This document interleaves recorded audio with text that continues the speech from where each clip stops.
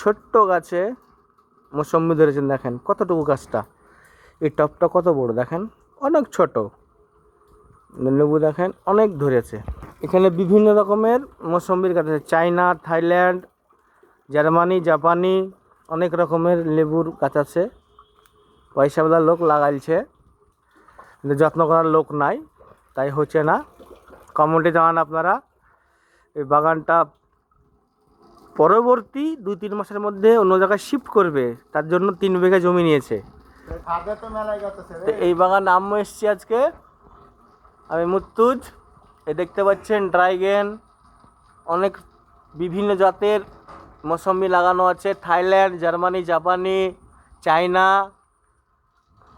অনেক রকমের বেদানা। এই যে দেখেন এখানে নিচে, এর নিচে মাছ চাষ হতো, মাছটা এখন বন্ধ করে দিয়েছে, যে এখন সব ফলের গাছ লাগিয়েছে, সফেদা, অনেক রকমের গাছ আছে। তা আপনারা বন্ধুরা কমেন্টে জানান। ওকে, খুদা হাফেজ, গুড বাই।